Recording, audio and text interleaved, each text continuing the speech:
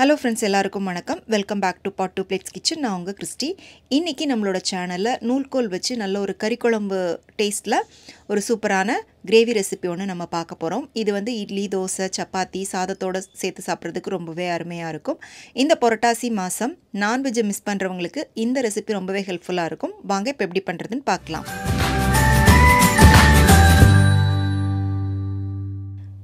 First ஒரு கடாயில் ஒரு அரை டீஸ்பூன் மட்டும் எண்ணெய் விட்டுக்கோங்க. எண்ணெய் நல்லா சூடானதுக்கப்புறமா அதில் 1 டீஸ்பூன் அளவுக்கு தனியா, அரை டீஸ்பூன் சீரகம், அரை டீஸ்பூன் சோம்பு, அரை டீஸ்பூன் மிளகு, 2 ஏலக்காய், 2 கிராம்பு, ஒரு சின்ன துண்டு பட்டை, ஜாஸ்தி வேணால் ரொம்ப கம்மியாக சின்னதாக போட்டுக்கோங்க. அதே மாதிரி கல்பாசியும் கொஞ்சமாக போட்டுக்கோங்க. ஒரு அரை டீஸ்பூன் அளவுக்கு கசகசா சேர்த்துட்டு இதை வந்து அந்த எண்ணெயில் நல்லா வறுத்துக்கோங்க. நல்லா இந்த மசாலா எல்லாம் வறுப்பட்டு வாசனை வந்ததுக்கப்புறமா இது கூட ஒரு 10லேருந்து 15 சின்ன வெங்காயத்தை தோல் உரிச்சிட்டு அப்படியே முழுசாக போட்டுட்டு வதக்கிக்கோங்க.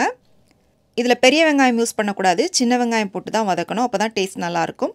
சின்ன வெங்காயம் இந்த மாதிரி கொஞ்சம் கண்ணாடி பக்குவத்துக்கு வதங்கி வந்ததுக்கப்புறமா இது கூட தேங்காய் சேர்த்துக்கலாம். தேங்காய் வந்து பார்த்திங்கன்னா நல்லா ஒரு சில் அளவுக்கு எடுத்திங்கன்னா போதும், ஜாஸ்தி வேண்டாம். தேங்காவை துருவிட்டு இது கூட சேர்த்துட்டு நல்லா வதக்கிக்கோங்க. தேங்காய் போட்டு வதக்கும்போது அடுப்பை சிம்மில் வச்சுட்டு வதக்கிக்கோங்க. பாருங்கள், இப்போது தேங்காய் எல்லாம் நல்லா வறுப்பட்டுருச்சு. இப்போ இதை வந்து நம்ம கொஞ்சம் ஆற விட்டுட்டு ஒரு மிக்ஸி ஜாருக்கு மாற்றிக்கலாம். இப்போ இது கூட வந்து நம்ம ஒரு 5 முந்திரி பருப்பை ஊற வச்சு சேர்த்து அரைக்க போகிறோம். இது வந்து பார்த்திங்கன்னா இந்த கிரேவிக்கு ஒரு நல்ல டெக்ஸ்சரும் நல்ல ஒரு டேஸ்ட்டும் கொடுக்கும்.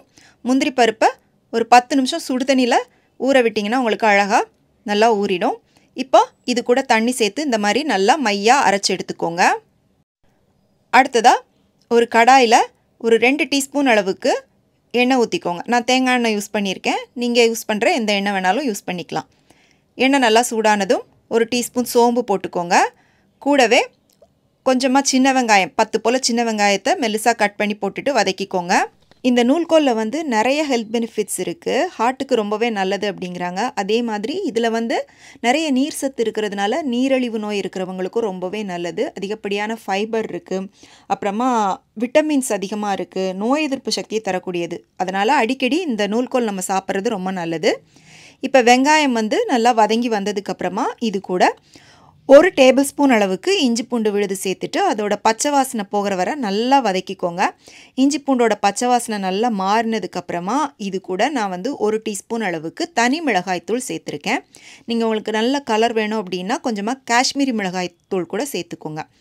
இப்போ இந்த மிளகாய்த்தூளை நம்ம சேர்த்துட்டு லைட்டாக 1 நிமிஷம் மட்டும் வதக்கி விட்டுட்டு நம்ம தக்காளி சேர்த்துக்கலாம். தக்காளி வந்து மீடியம் சைஸில் இருக்கிற தக்காளி, 2 தக்காளி நல்லா பழுத்த தக்காளியாக எடுத்துட்டு அதை வந்து மிக்சியில் நல்லா இந்த மாதிரி அரைச்சிட்டு சேர்த்துக்கோங்க. சேர்த்துட்டு வதக்கிக்கோங்க. தக்காளி நீங்கள் சேர்த்ததுக்கப்புறமா இதை வந்து ஹை ஃப்ளேமில் வச்சு ஒரு 6-7 நிமிஷத்துக்காவது நீங்கள் வந்து நல்லா வதக்கணும். நல்லா வதங்கி அந்த தக்காளியோட ரா ஸ்மெல் வந்து கம்ப்ளீட்டாக போகணும். அதே மாதிரி நல்லா தக்காளி வெந்து உங்களுக்கு எண்ணெய் வந்து இந்த மாதிரி பிரிஞ்சு வரணும். இந்த பக்குவத்துக்கு வதக்குனா தான் உங்களுக்கு வந்து அந்த குழம்புல தக்காளியோட பச்சை வாசனை வராது. இந்த அளவுக்கு வதக்குனதுக்கப்புறமா இது கூட நான் வந்து ஒரு 1/2 கிலோ அளவுக்கு நூல்கோல் வந்து சேர்த்துருக்கேன். இதை வந்து கொஞ்சம் இந்த மாதிரி பெரிய பெரிய பீஸாக கட் பண்ணி போட்டுக்கோங்க, தோலை சீவிட்டு. கூடவே கொஞ்சமாக உப்பு, மஞ்சள் தூள், அப்புறமா கருவேப்பிலை கொஞ்சமாக போட்டிருக்கேன். போட்டுட்டு இதை வந்து நம்ம வதக்கிக்கலாம். இப்போ இதை வந்து 10 நிமிஷத்துக்கு நல்லா வதக்கி விட்டுக்கோங்க.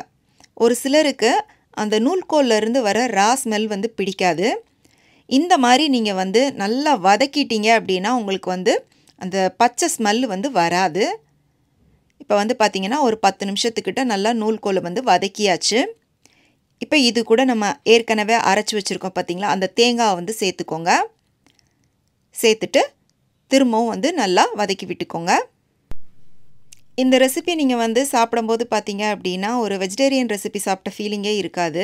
அப்படியே நம்ம வந்து ஒரு கறிக்குழம்பு சாப்பிட்ட மாதிரி ஒரு டேஸ்ட்டில் இருக்கும். இப்போ வந்து பார்த்திங்கன்னா நல்லா மசாலா சேர்த்துட்டு வதக்கியாச்சு. இப்போ இது கூட தேவையான அளவுக்கு தண்ணி ஊற்றிக்கலாம். நான் வந்து பார்த்திங்கன்னா 1 லிட்டர் அளவுக்கு தண்ணி ஊற்றிருக்கேன். தண்ணி கொஞ்சம் ஜாஸ்தியாக ஊற்றிக்கோங்க. ஏன்னா நம்ம இதில் தேங்காய், முந்திரி பருப்பெல்லாம் சேர்த்துருக்கிறதுனால உங்களுக்கு இந்த கிரேவி வந்து கொஞ்சம் நல்லா திக்காகும். அதனால் தண்ணி வந்து நீங்கள் நல்லாவே சேர்த்துக்கோங்க. சேர்த்துட்டு நல்லா கொதிக்க விட்டுக்கோங்க. நல்லா ஹை ஃப்ளேமில் வச்சு நல்லா கொதிக்க விட்டதுக்கப்புறமா அடுப்பை வந்து சிம்முக்கு மாற்றிக்கோங்க. சிம்மில் மாற்றிட்டு ஒரு 15 நிமிஷம் அப்படியே சிம்மிலே வச்சிங்க அப்படின்னா நல்லா உங்களுக்கு வந்து இந்த மாதிரி மேலே நல்லா எண்ணெய் பிரிஞ்சு வரும். இப்போ இதே வந்து நீங்கள் குக்கரில் பண்ணுறீங்க அப்படின்னா ஒரு 3 விசில் விட்டு எடுத்துக்கோங்க. அவ்வளோதான். இப்போ நம்மளுடைய நூல்கோல் குருமா ரெடி ஆயிருச்சு. கொஞ்சமாக மல்லித்தழை தூவிட்டு மிக்ஸ் பண்ணிக்கோங்க. நான் சொன்ன மாதிரி சப்பாத்தி, இட்லி, தோசை, சாதத்தோடு சேர்த்து சாப்பிட்றதுக்கு ரொம்பவே நல்லாயிருக்கும். கண்டிப்பாக இதை ட்ரை பண்ணி பார்த்துட்டு எப்படி இருந்துச்சுன்னு உங்களுடைய கருத்துக்களை எனக்கு கீழே கமெண்ட்டில் சொல்லுங்கள். இந்த ரெசிபி பிடிச்சிருந்துச்சு அப்படின்னா மறக்காமல் லைக் பண்ணிவிட்டு உங்கள் ஃப்ரெண்ட்ஸ் அண்ட் ஃபேமிலிக்கு ஷேர் பண்ணுங்கள்.